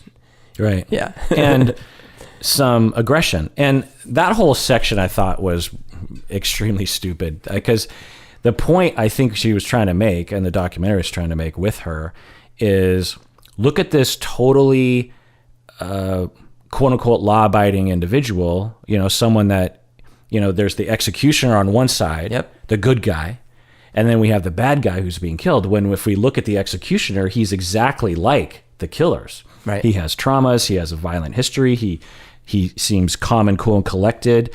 It's just interesting that the only person she basically accused of being a psychopath was the executioner, which could be true. Well, but at no point did she ever point to the actual murderers and go like, that guy was a psychopath. That there was something wrong with that person. But actually, okay. So first, I actually took it the other direction, which is funny enough. I really liked that section but I thought I understood it differently. I thought she started with the assumption that everyone could make, which was, well, if there is such a thing as a true psychopath, then maybe this person would fit the mold because they're not insane according to society, and yet they're constantly killing others without empathy. Right. So wouldn't that be a psychopath? But then after examining all the data, it seemed like the conclusion she was trying to lean towards was, this person A might also suffer from multiple personality. Okay, that might be a stretch. But B, they seem just as damaged as these other people. Maybe not as much as some of the extremes, but... Right. And this points to this maybe debate, I guess, about what a psychopath exactly is. Yeah. Or the essence of what a psychopath is. That they're not insane. They're perfectly normal. It's just that they're unempathetic and evil. Right. Yeah.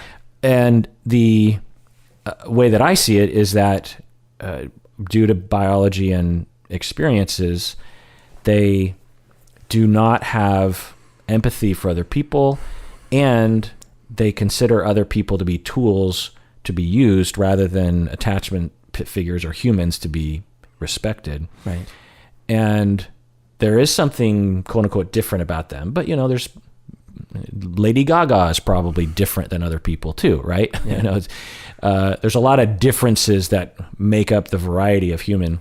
It's not like we have just two categories, the psychopaths and the rest of us. There's a lot of categories we could actually spread around. One of them happens to be quote unquote psychopaths who give us every indication that they do not care about other humans. Like one of the studies that, I don't know if this is accurate or not, but I remember being taught this, that they would do is they would film the individual from the side, and then the researcher would come into the room and their pen would fall across a table. And the researcher's pen. And the research toward the individual being studied. And the researcher would do this acting job of trying to reach for the pen. And it was kind of just out of reach. And what they found was that the non-psychopaths, and they were told as the individual being studied, to not move. Don't like touch their pen.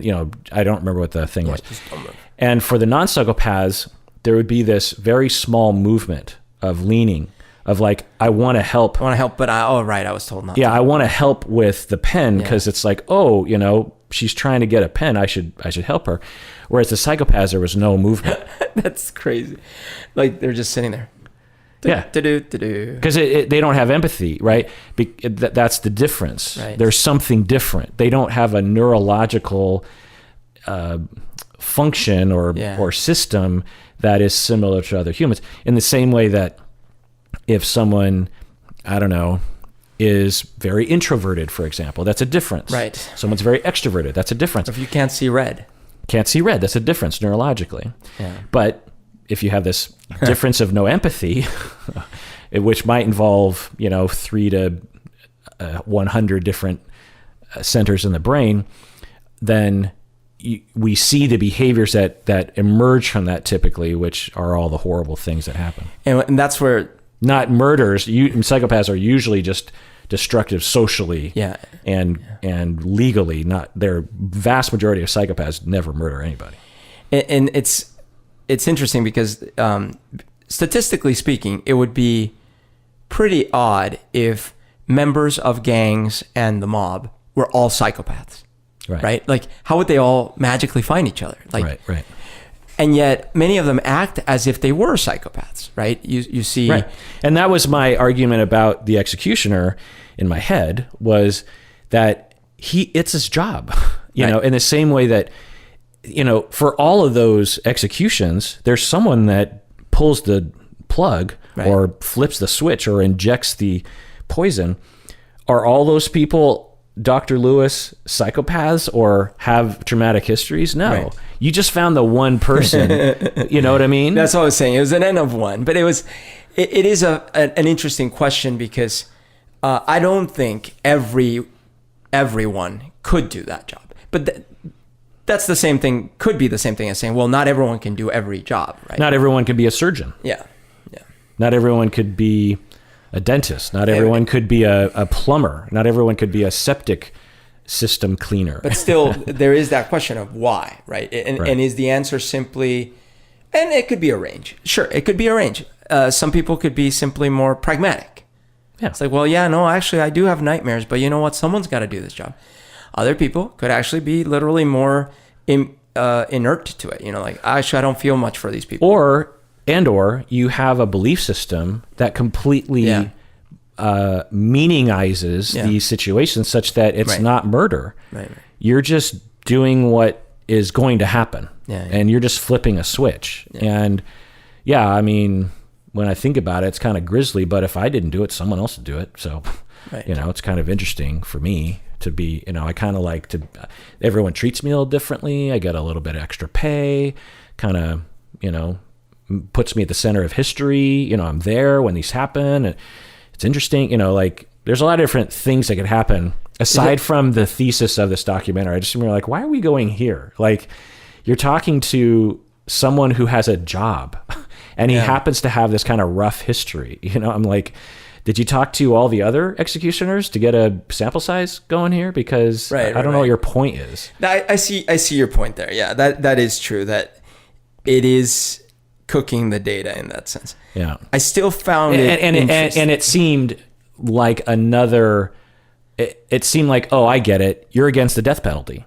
Like you're trying to point out that the executioner is no different from the executed, which I'm not compelled by. Now, for the record, I will say that I'm not for the death penalty. I find one, it's research shows it's not a deterrent. Like when you increase the death penalty, it doesn't reduce murders. In fact, they even talked about in the documentary that there's some evidence that it might increase, and we don't know why that is. It could be correlation, not causation. Well, but it also can create a culture that, you know, it's another data point of justifying retributional murder, you know, because that's what it seems like. And so it infects the society with this value of, if someone wrongs you, you have to wrong them. Then you have the right, if not the duty, to wrong them back. And so for the record, I'm not for it. I'm also not for it because when we think about the costs to our society, like money-wise, it is astronomically more expensive to deal with someone on death row. All the appeals that are humane, because you should give them lots of appeals, right? But they bog the system down, they bog the prison systems down, and they bog our society down, our political. Let's just do away with it. Sweden doesn't have it. Well, and pretty sure. I don't know that. I just assume Sweden does not have the death penalty. I believe part of the reason it doesn't help to prevent is because the level of disconnection between crimes and the death penalty is so grand that there's no way that you're walking into a convenience store and you're like, you got your gun, you're gonna rob it, and you're like, oh, wait a minute. If I shoot the clerk after 20 years, I might be convicted and go to the death penalty. Right. Like, that's not the math you're doing in your head. Right. You're already risking going to jail. Right. You're breaking the law. Now, in some countries, and I'm definitely not advocating this, in some countries, the punishments are extreme and immediate, right? So like, oh, you were caught robbing, we're going to chop your hand off. Okay. So if you as a person in that society see that connection, you actually might be deterred because it's so extreme and in your face.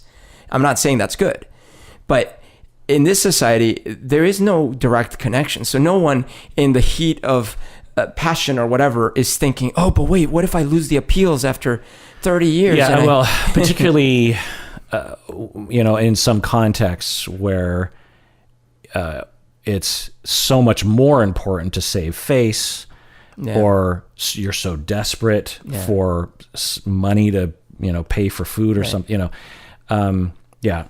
And the other thing I'll say is I totally understand why people support the death penalty. I get it. I'm a human being. I don't consider the support of the death penalty to be some aberration or some immoral thing. I get it.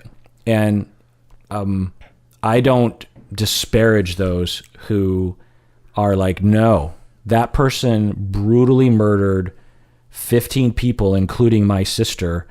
that person does not deserve another day on this planet. They have forfeited their privilege to life. And so, no, they're gone. I get that. I just, when I think of the whole thing and I think of what message are we giving as ourselves, because the government is us. It's our decisions as a society. I guess I just want to kind of live in the Star Trek world, It's like this idealistic utopia where, they don't have money in the Star Trek world. They've solved poverty. No one's poor anymore. Like it all kind of has to do with that, of just like this higher ideal of it just feels like stepping back in history to a more barbaric time. But we also shouldn't kid ourselves. Like life in prison, in our prison system, I don't like I am not ready to conclude that, that's automatically better than killing someone. Yeah. Because given how much suicide happens in prison. Yeah. Right? Yeah. So I actually take a slightly different route with it, which is let him stew in the No. Because I remember, I'm not trying to punish anyone. Okay. I'm simply saying, look, if we had really reliable ways to determine guilt, or I should say responsibility, or what word you want to use, I actually would be for, I would consider I would call it euthanasia or something, which is like, okay, we have really reliable ways to determine who did what. We don't want this risk anymore in society. It's very sad and tragic. There's tons of reasons why it happened, but now it comes to an end. This person's life is put to an end. Now that sounds horrible and evil to some people, but that is something. However, we don't have these reliable mechanisms to determine guilt. And therefore I say, well, the only other thing we can do is keep them away from society. I just wish we had a better way to keep them away from society and not make them torture them and make them into worse criminals. Yeah. One, a more humane prison system. Yeah. Two, more money for treatment programs that are designed and are more likely to work to actually rehabilitate someone such that they can be released into, because, we've been talking about murders and, life, but the vast majority of people sent to prison, it's not life. It's 1 to 10 years or something. Yeah. And there are programs that do help people, and many people do emerge from prison better off than they left, than they went in. Many people don't. But it's all about money and political will.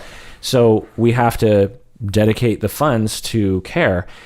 One could argue that it would save us a lot of money down the road because of other, crimes and death and, having to re-imprison them, that kind of thing. Yep. So I just want to talk a little bit, they at the very end of the documentary, they had kind of a reveal that Ted Bundy might have had dissociative identity disorder. And there were a couple details that were interesting. One is that he had different styles of signing his name. Particularly, he would sign his letters to this one girlfriend or wife or something, partner of his, Sam. Sometimes he would do Ted, right?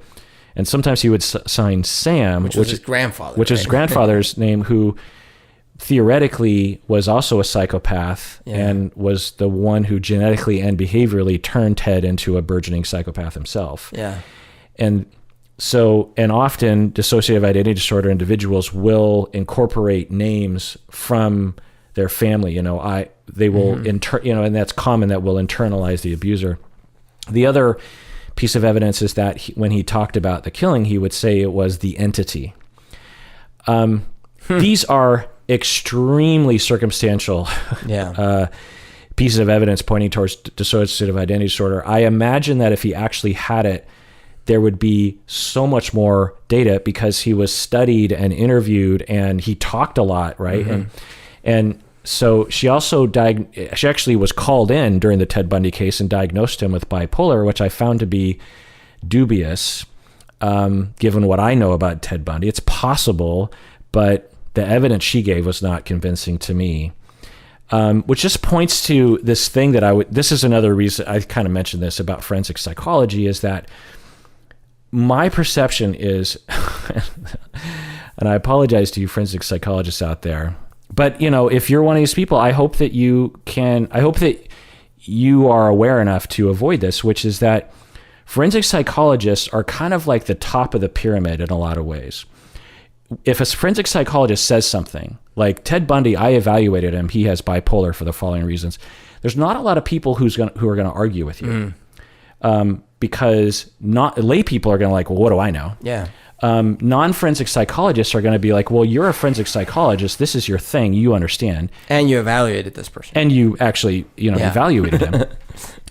But even when I'm treating people who want to be treated, and I have weeks and weeks and weeks of evaluating them, it's hard to know, like, is something, because bipolar, something's wrong with the brain. That's a brain disorder. Yeah. It's not like having a personality disorder. Bipolar is a fluctuation in brain biology, right, such that you have manic states, quote unquote, normal states, and depressive states that are completely different from each other. And, usually they're pretty pronounced and noticeable.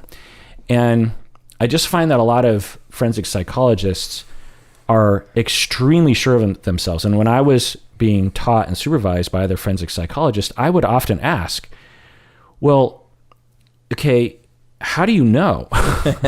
And they would never answer the question. The ones that I would talk to would never answer the question sufficiently. They're like, well, I conducted the test. Right. I'd be like, well, but what if you're wrong? What if the tests aren't accurate? What if you're not catching something? What if we don't even know what they have because we haven't discovered what they have yet? And the answers would always be like, but I administered the test. And we fixed the glitch. and my experience says blah, blah, blah. And I've seen this before. And everyone else agrees, these kinds of statements. I'm like, because, when we test the distance between the Earth and the moon, and you ask a scientist, how do you know that? They're like, well, actually, it's an average because it fluctuates. And, we have literally 150 different studies independent of each other that use this laser. And we left a mirror up there when we went up there, and we confirm this data by actually measuring a mile, and we use the laser there, and we've but they never landed on the moon, so we have multiple angles of determining the average distance between the Earth and the moon, and that's how we know. To me, I'm like, oh, okay. Yeah. But when I talk to forensic psychologists, their confidence level to me just is overblown given the data that they're looking at. Sure. And so the fact that she evaluated him with bipolar, but other people evaluated him as a psychopath and not bipolar and a narcissistic, from my study of him, which is of course from very afar, and I can't diagnose him, but he's not going to be harmed by me conceptualizing him, is that he looked like a psychopath, a classic psychopath. He looked like someone with narcissistic personality disorder, a classic person with narcissistic personality disorder. He looked like someone with a compulsive sexual sadism disorder, which was also classic. And by the way, my etiology, and because we've done episodes on it before, was that biology is, looks like his grandfather. Looks like psychopathy might have went in his family. We don't know who his father is, who could have also been a psychopath. Who knows? He developed psychopathy in result of biology, genetics, and also being what might have been severely abused and or abandoned. We know he was abandoned as a young child. But also severe disorganized attachment resulting from, early attachment disruptions. He was in an orphanage. He had a father that it was his grandfather. Eventually, just read the whole story of Ted Bundy. Yeah. And I, the biggest takeaway for me from that section wasn't so much, does he have multiple personality? It was sort of a reminder, but more even a discovery of, right, his childhood isn't this peachy keen normal childhood that he talked about. Right. Because his story, his story was like, no, I had a normal, great family. And then porn made me do it. Porn made me bad. Right. And to be clear, disorganized attachment doesn't cause you to kill someone, but it, according to him, when his first girlfriend broke up with him, or he had a major breakup when he was around 20 or something, he had months of confusion and emotional detachment and emotional disruptions, and it sounded to me like a reaction, an overreaction to attachment disruption that is usually indicative of massive disorganized attachment, and that would explain the psychopathy and the narcissism, which can emerge absolutely from disorganized attachment. We're used to thinking of disorganized attachment as borderline, and it often can be, but it can result in these other things as well. And the fact that she would just say he has bipolar, I'm just like, I just don't think that. And then to think that, and she was, she seemed pretty convinced he had dissociative identity disorder too. Yeah, it's possible, but I just would assume that other data, because just think of all the writing and all the speculations about him. But it is an interesting idea. Like, what if he did have dissociative, or at least a mild case of it? Say he had two other. I mean, he certainly was potentially abused enough growing up. Yeah. So it's possible that he had one alter that was the entity that did do the killing. But he talked at length in interviews about this massive compulsion to kill. Yeah. And he didn't say it's this other entity that had the compulsion to kill. He's like, I had that compulsion to kill. Yeah. But, who knows? Well, what we don't know is, and it is possible that everything that we ever saw in interviews and in the courtroom and everything was just that part of him, right? And that there were parts of his life when he was married and in other times where it was the other parts. Yeah, and he was ashamed of DID and would cover it up. Who knows? But there were also not reports of forgetting and having blackouts. Right, exactly. There was one person on the show that, because they show these interviews with Dr. Lewis, and the Arthur Shawcross, the one, he was sort of a bigger, older guy. Yeah, I remember. He didn't seem, it's like he might have had DID, but from the little bit of the interviews, I was like, I don't know. The Max guy, the guy with the shaved side of his head. The younger looking dude. Yeah. He seemed like he was faking it, but I can't. Really?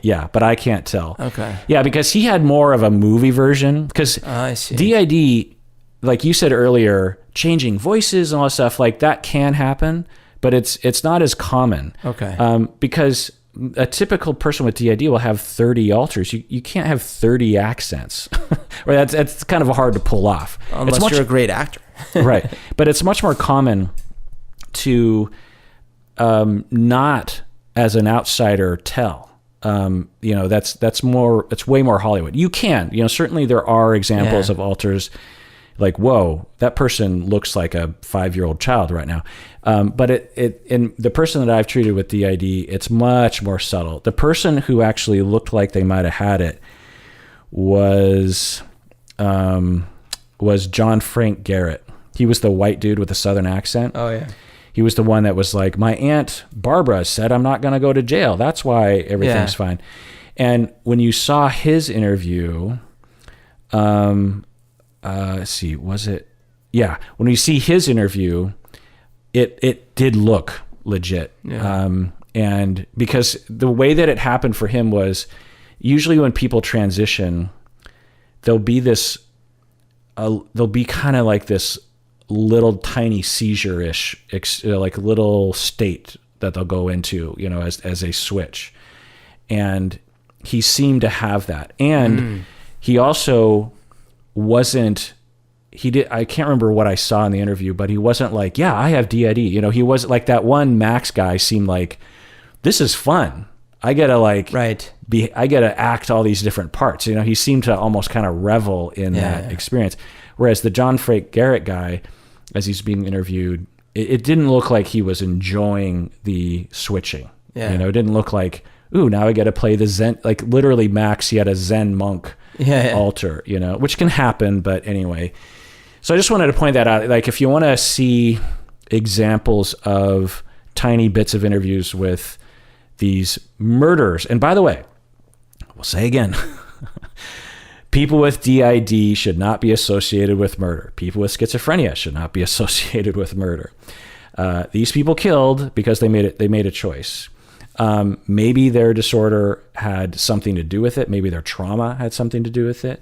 but we should not be associating dissociative identity disorder with murder, schizophrenia with murder, even psychopathy with murder. Murderers are very specific, strange individuals, and they made a choice. You know what I'm saying, Berto? I know what you're saying, man. Well, that does it for that episode of Psychology in Seattle. Everyone out there, please take care of yourself because you deserve it.